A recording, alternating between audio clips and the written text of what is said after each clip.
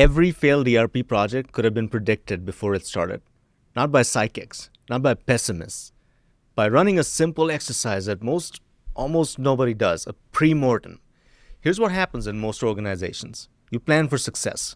You build timelines. You assign resources. You create optimistic projections. Everybody nods along and assumes things will be going according to plan, the happy path. That's exactly why you fail.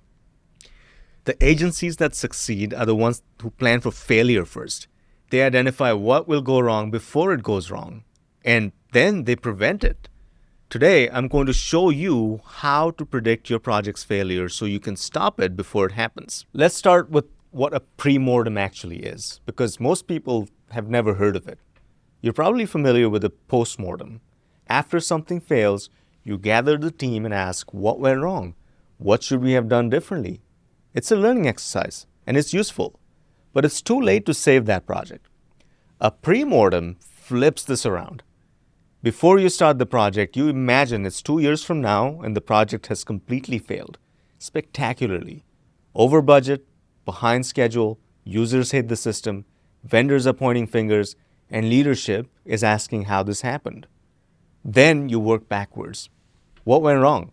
What did we miss? What should we have seen coming? It sounds morbid, but it's actually liberating. Here's why it works. When you're planning a project, there's enormous pressure to be positive. No one wants to be the person who says, this might fail. No one wants to rain on the parade. So risks get minimized, concerns get swallowed, and everyone pretends everything will be fine. The pre-mortem creates permission to be honest. You're not criticizing the plan. You're imagining a future where the plan failed. It's a safe space to say the things everyone is thinking about, but no one wants to say. And those unsaid things, those are usually the things that actually kill projects. The pre-mortem brings them to the surface while you still have time to do something about them. Research backs this up. Studies show that pre-mortems increase the ability to identify reasons for future outcomes by 30%. Teams that run pre-mortems are significantly better at anticipating problems than teams that don't. But beyond the research, it just makes sense. You're smarter before the project than during it, because you're invested, because you're exhausted, because you're in too deep to change course. That's when you can see most clearly. Let's talk about what's actually at stake here. The average government ERP implementation takes 18 to 36 months. Some take longer. I've seen projects drag on for 5 years or more. The average failure rate, depending on how you define failure, is somewhere between 50 and 70%. This depends on who you ask, what reports you're reading, but it's up there. That means more likely than not, your project is going to struggle. Budget overruns are the norm. A recent study found that 74% of ERP implementations exceed budget. The average overrun is 30%, but some projects come in at 200% or 300% of the original budget. The horror stories are all out there. Timeline extensions are the norm. The same study found that 61% of projects take longer than expected. And longer often means years longer, not weeks. User adoption problems are the norm. Even projects that technically succeed, they go live, the system works, but it often fails to deliver value because users hate the system and they revert to workarounds. And by the way, the go live of the system was defined by the vendor's requirements, not yours. Now, these aren't edge cases. This is the baseline expectation for ERP projects unless you mitigate those risks. So when you're starting a project, the question isn't, will we face challenges? The question is, which challenges will we face and what are we going to do about them? And who do we have in our corner that can help us protect ourselves? If you don't identify these risks upfront, while you still have the time to plan, what you'll discover them mid-implementation, and by then your options are terrible. You can't unspend the money. You can't uncommit the staff time. You cannot go back to your old system that's already been partially decommissioned. At 18 months in, you're stuck. Your only choices are push through and hope or start over at enormous cost. Neither is good. The pre-mortem gives you a third option. See it coming and prevent it. Let me tell you about a pre-mortem that saved a project. A mid-sized city was about to start an ERP implementation. New financial system, new HR system, new purchasing, the full stack. About $4 million in software implementation costs plus another $2 million in internal time over 3 years, consulting fees. Before they kicked off, someone suggested running a pre-mortem. They gathered the key stakeholders, finance director, IT director, HR manager, a couple of department heads, the project manager, into a conference room for 2 hours. The facilitator started with this prompt. It's 3 years from now. The project has failed catastrophically. We're over budget, behind schedule, and the system doesn't work. What happened? For the first 10 minutes, people gave safe answer. Well, the vendor didn't deliver what they promised. We didn't have enough resources. Generic stuff. Then the HR manager said something that changed the conversation. She said, we're going to fail because Linda retires in 8 months. And she's the only person who actually understands how our current system works. And by the way, Linda is the only person that can also run payroll on the current system. The room went silent. Everyone knew it. Linda, the payroll manager, had been there for 22 years. She had configured the original system. She knew every workaround, every exception, every weird thing in the system that wasn't documented anywhere. And she was retiring in 8 months, right in the middle of what would be the most complex phase of the implementation. Nobody had said it aloud until that moment. Once it was on the table, they could address it. They built a knowledge transfer plan. They scheduled documentation sessions with Linda. They accelerated certain configuration decisions so they would happen while she was still there. They even negotiated for her to stay on as a part-time consultant for 6 months after retirement. That single insight, surfaced in a 2-hour pre-mortem, probably saved the project. Because here's what would have happened otherwise. Linda would have retired on schedule. The implementation team would have hit configuration questions that nobody could answer. They would have guessed wrong on dozens of small decisions. These wrong guesses would have been compounded. And 18 months later, they would have wondered why the system didn't work the way that they expected or how the vendor showed them it could work. But it didn't stop there. After the Linda revelation, other people started being honest. The IT director said, we're going to fail because the city manager doesn't actually support this project. Oof, huge one. He approved the budget because council wanted it, but he thinks it's a waste of money. He is going to undermine us at every turn. And someone else said, we're going to fail because the purchasing department is going to sabotage the rollout. They've been doing things their own way for 20 plus years, and they've already told me privately that they're not changing. Another person said, we're going to fail because we're trying to go live in November during budget season, and nobody in finance is going to have time for training or testing. In 2 hours, they identified 5 major risks that would have killed the project. Not technical risks. The technology would have worked fine. People risks, political risks, timing risks, the stuff that actually kills projects. The second story, the city manager who didn't actually support the project deserves its own story. In another pre-mortem with a different organization, almost the same thing came up. Someone said, the county administrator says he supports this project, but he doesn't. He's just checking a box for the board. When it gets hard, he's going to throw us all under the bus. Now, this is a project killer hiding in plain sight. Without active executive support, you're fighting uphill for 3 or more years. Every budget request is a battle. Every decision that needs escalation stalls. Every political challenge becomes existential because you have no air cover. I've seen projects where the executive sponsor was technically supportive, but practically absent. Never attended steering committee meetings, never made decisions, never ran interference with other departments. Just checked out. Those projects struggle. They might technically be complete, but they take twice as long as cost twice as much because the project team is fighting on 2 fronts, fighting to implement the system and also fighting to get organizational support to implement the system. So what do you do when your pre-mortem reveals this? You don't start the project. I know that sounds drastic, but think about it. If you know going in that your executive sponsor isn't committed, what's going to change? They're not going to magically become committed once the project is underway. It's going to get harder, not easier. So instead of starting a doomed project, spend 2 or 3 months getting genuine executive alignment. And you can do that You can do that by bringing in a third party that can do executive alignment sessions to get ready for this implementation kickoff. This is what the organization I'm describing actually did. They put the project on pause, not canceled, paused. They spent 2 months building the case for the project. They documented the cost of the current system, the inefficiencies, the workarounds, the risks. They got departmental heads on record supporting the initiative. They presented a clear vision of what success would look like, what it would mean for the organization. And they had direct conversations with the county administrator. Not, will you approve this, but we need you actively engaged for this to succeed. Are you willing to do it? Because if not, we shouldn't start. At a minimum, we need a different executive sponsor. It was uncomfortable, but it surfaced the truth. The administrator admitted he had reservations. They worked through those reservations. They modified the scope to address some of his concerns. And by the end of the 2 months, they had a county administrator who was genuinely committed, not just tolerating the initiative. If you want to learn more about what these different players are within a system implementation, click on this video. So when they finally kicked off, they had real support. When challenges came, the administrator defended the project instead of abandoning it.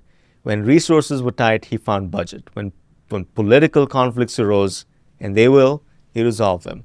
The project succeeded. And it succeeded in large part because they didn't start until they'd fixed the alignment problem. The 2-month delay saved them from a 3-year failure. Now, let me show you exactly how to run a pre-mortem for your organization. Here's the complete framework for running a pre-mortem. This is how I would do it if I was doing it for you. I'm going to give you the setup, the process, and the 4 categories of failure you need to explore. First, who should be in the room? You want 8 to 12 people, small enough for real conversation, large enough for diverse perspectives. For sure include the project sponsor, the project manager, key department heads who will be affected, IT leadership, at least 1 or 2 frontline staff who will actually use the system, someone from finance or procurement, optionally, someone external who can facilitate neutral. And the facilitator matters. If you have internal political dynamics, and you probably do, consider bringing in someone from the outside with this specific experience to help the organization run the session. People are more honest when an external facilitator is present. They're less worried about political consequences. The session should be 2 to 3 hours, less than that, and you won't get past the surface. More than that, and people get fatigued. Schedule it before the project officially kicks off. Not 6 months before. You want the project to be real enough that people take it seriously. But before you've committed resources, before you've signed contracts, while you can still change course. So what's the process? Start with the prompt. The facilitator says, it's 2 to 3 years from now. The project has failed completely. We're significantly over budget. We're behind schedule. The system isn't delivering value. Utility bills haven't gone out. We're in the newspapers. Leadership is asking how this happened, and fingers are being pointed. Your job is to tell me what went wrong. What did we miss? What should we have seen coming? Why did we fail? Then give people 5 to 10 minutes to write individually. This is critical. You want people to form their own ideas before group dynamics takes over. If you go straight to group discussion, the loudest voices dominate, and the real concerns never surface. This is especially true when you have mixed levels of your organization sitting in that same room. Everyone writes down at least 3 reasons for failure. More is better. Then go around the room. Each person shares 1 reason. The facilitator writes them on a whiteboard. No discussion, yes, just capture. So go around multiple times until you've captured everything. Now group the items. You'll see patterns. Cluster similar concerns together, give each cluster a name, then prioritize. Which of these are most likely? Which will be the most damaging? Focus discussion on the high likelihood, high impact items. And finally, for each project risk, ask, what would we have to do differently to prevent this? Capture specific actions. This is your post-mortem output, a prioritized list of risks and mitigation actions. And by the way, when Avera runs projects, this is the first thing we do pre-kickoff. So the 4 categories of failure. To make sure you're covering everything, I recommend exploring 4 specific categories. Use these as prompts if the group is stuck, or your facilitator can do this. Category 1, People failures. People failures are about the humans involved in the project, and they're usually the biggest risks. Who might leave during this project? You identified this in the story about Linda, the payroll manager. Key person dependencies are everywhere. Document them. Who might resist? Every organization has people who will fight the new system, who will fight the process, who don't want to change, who are 2 years away from retirement and can't believe you're making them do this.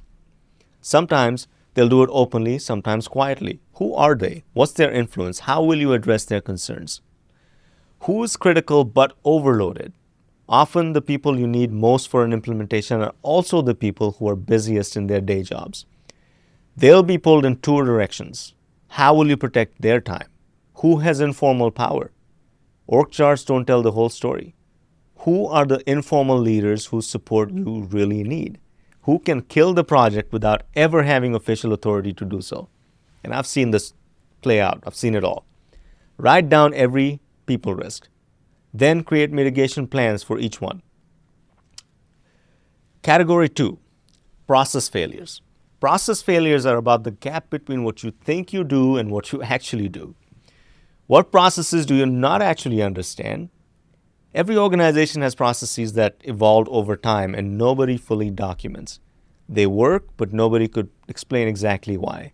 These become nightmares during implementation because you can't configure a system to match a process you don't understand. What workarounds exist that aren't documented? The official process says one thing, but staff actually do something different. Matter of fact, two people in the same job categories in the same function do the same process differently. These workarounds are often invisible to leadership. If you don't surface them, you'll build a system that doesn't match reality. What tribal knowledge lives in people's heads? Critical.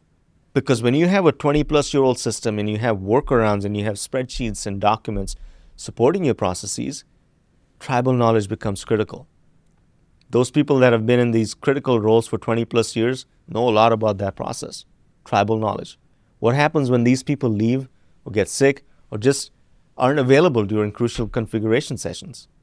What processes are genuinely broken? Some processes shouldn't be replicated in the new system. In fact, you should take a look at all your existing processes to see which ones you're going to force the new system to follow, and that's not okay. Those processes need to be fixed. But fixing processes during an implementation adds complexity and risk.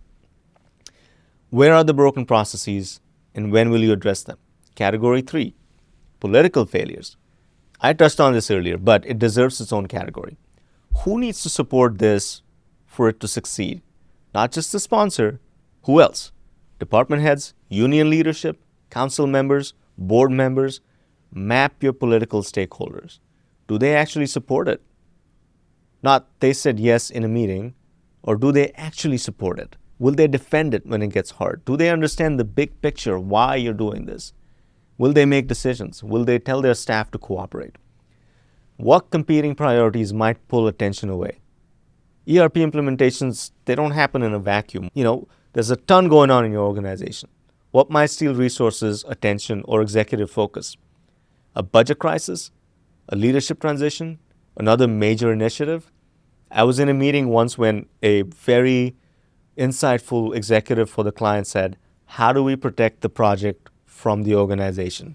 That is profound. So deep. What that meant is, how do we make sure that this strategic project remains strategic, that it gets the support it needs without the organization getting in the way? Now, what happens if there's an election mid-project? For government agencies, this is real. New council members, commissioners might have different priorities. A new city manager might want to put their own stamp on things. How will you maintain support through political transitions? Politics kills more projects than technology ever will. Take this category very seriously. Category 4, technical failures. Finally, the technology itself. What integrations are risky? Every ERP connects to other systems. Which of these integrations are complex, unproven? Where might you hit unexpected technical challenges? What data quality issues exist? And this is a big one, as everyone's trying to sell you AI. Where's your data? What quality is it in? And is it even up to par for an ERP implementation? I've done a whole other video on this. You can check this out below. But briefly, your data is probably a mess. If you migrate garbage data, you get a garbage system. Where are your data quality problems and how will you address them? What infrastructure gaps might surface? Does your network handle the new system's requirements? Do your servers, your security, your disaster recovery, do you have the right kind of internet bandwidth? Do you have failovers? What technical prerequisites haven't even been addressed? What don't you know about the vendor's actual capabilities? The demo looked great, but what can the system actually do? Where are the limitations? What have other customers struggled with? Don't assume the technology will work. Verify it. Now, when the postmortem is done, you'll have a list of risks and mitigation actions. That list needs to become part of your project plan, your risk registry. For each high priority risk, assign an owner, someone specific who is responsible for monitoring that risk and ensuring that the mitigation action happens. Now think about it. You have risks, you have a pre-mortem, you're getting ready for this implementation.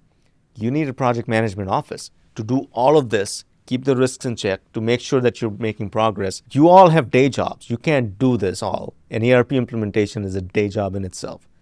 And if you want to learn more about how to balance your day job with this implementation, click on this video below. Build the mitigations into your timeline and budget. If you need 3 months of knowledge transfer from Linda, that goes on the schedule. If you need executive alignment sessions, those go on the calendar. If you need data cleanup, that goes in the budget. Revisit the risk list regularly. Make it a standing item in your steering committee meetings. Here are the risks we identified. Here's the status of each. Here's what we're doing about them. And by the way, all of this needs to happen way before you start the implementation. It can happen way before you pick the vendor or put an RFP out. This is all part of phase 0 planning. So the pre-implementation isn't a one-time exercise. It's the beginning of proactive risk management that continues throughout the project. Keep in mind, you need somebody running the show. It's not a part-time job. So what are some common objections? I want to address a few objections I hear when I recommend pre-mortems or when I'm doing one of them. This is too negative. We don't want to start the project on a down note. I get it. But here's the thing. The risks exist whether you talk about them or not. Pretending they don't exist doesn't make them go away. It just means you'll be surprised when they show up and you won't have a mitigation plan.